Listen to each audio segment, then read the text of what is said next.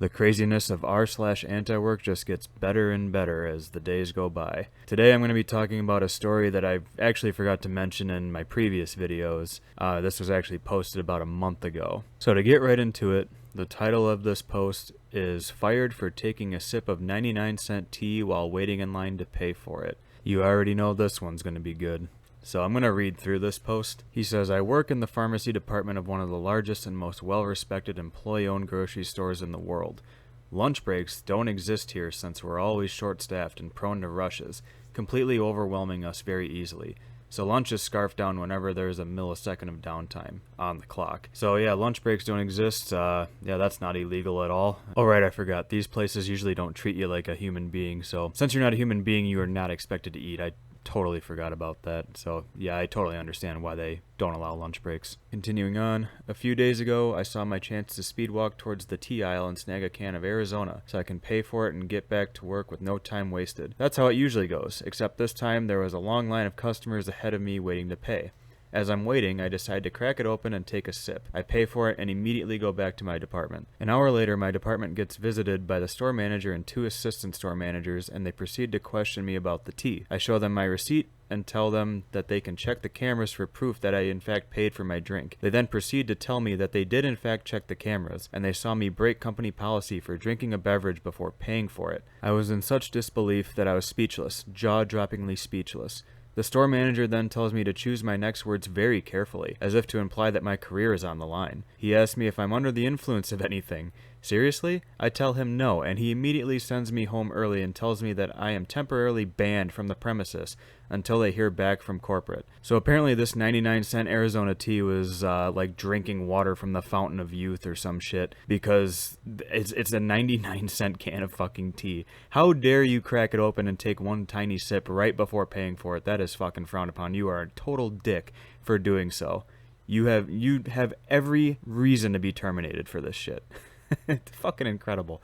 So what also gets me here is that he says it was an hour after purchasing this tea that his fucking store manager and two assistant store managers just come fucking marching in like stormtroopers and just fucking start interrogating him about this tea. And they check the cameras to make sure that he paid for it. I don't understand why they're checking the cameras at all. Are they just fucking sitting there monitoring every single move by every employee in that building? Nowhere that I've worked has anyone been constantly monitoring the fucking security cameras unless there was an incident. So this just blew me away. I don't understand why this is such a huge deal over something so minor. He ended up paying for it. It's not like he grabbed the tea, went back to his department, started drinking it, and said, "Oh, I'll pay for it later." Because that might be a different story, but still, it's a fucking dollar can of tea. He's on camera, waiting in line, he cracks it open, takes a sip, but he pays for it. He pays for it. It should be over and done with, no situation, nothing needs to be done. He fucking paid for it. Who gives a shit at that point? But no, these guys come stomping in, threatening to get Judge Judy on the case here because they need to crack down on this shit. You can't allow this thievery to happen. And then they have the audacity to ask him if he's under the influence of anything. Tim? Are you perhaps smoking the devil's lettuce? Maybe on cocaine? Heroin? Even a little bit of crocodile, maybe? And then they proceed to send him home anyway. They just decide, "Oh yeah, you're banned from the store, from the premises until you hear back from corporate." So he goes on to say, 4 unpaid days later, I get a call from the manager and he asks me if I can come in to talk about my future.